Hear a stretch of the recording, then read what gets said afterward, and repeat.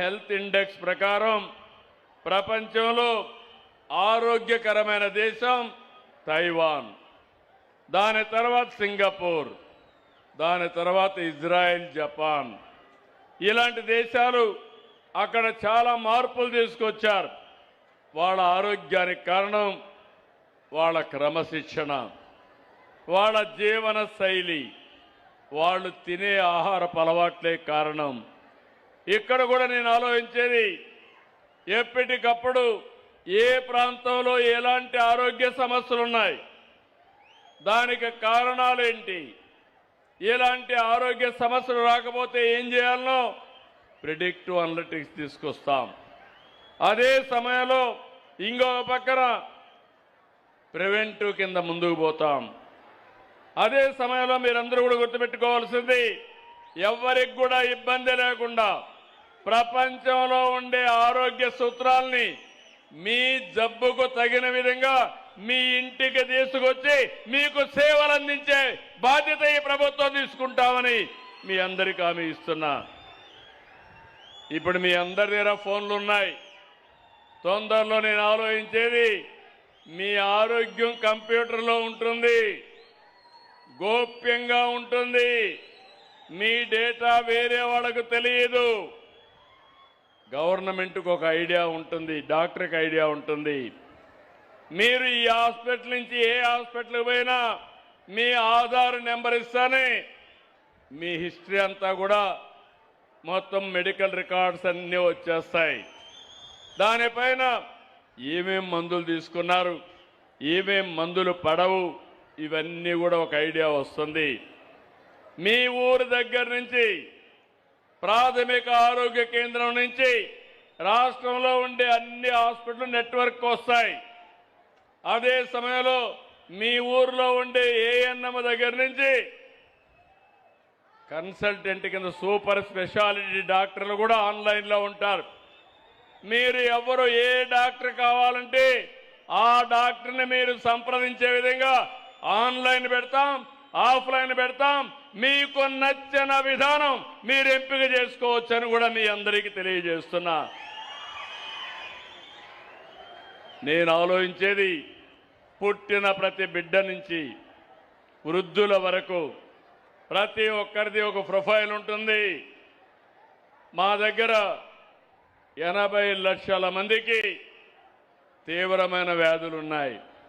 అది బీపీ కావచ్చు, లేకపోతే షుగర్ కావచ్చు, క్యాన్సర్ కావచ్చు, కీళ్ల నొప్పులు కావచ్చు, లేకపోతే కొంతమందికి హార్ట్ ప్రాబ్లం కావచ్చు, అన్నీ ఉన్నాయి.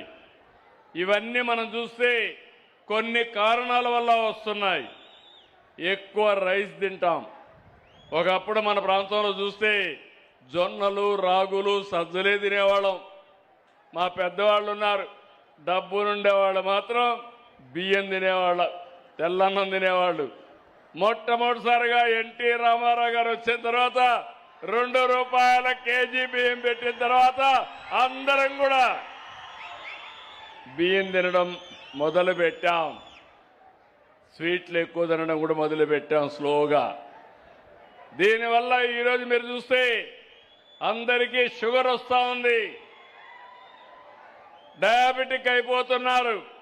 మీరు గుర్తుపెట్టుకోవాలి, డయాబెటిక్ ఉంటే కాలు గీసుకున్నా అక్కడి నుంచి లేనిపోని సమస్య వస్తుంది. అది ముదిరితే చాలా ప్రమాదం.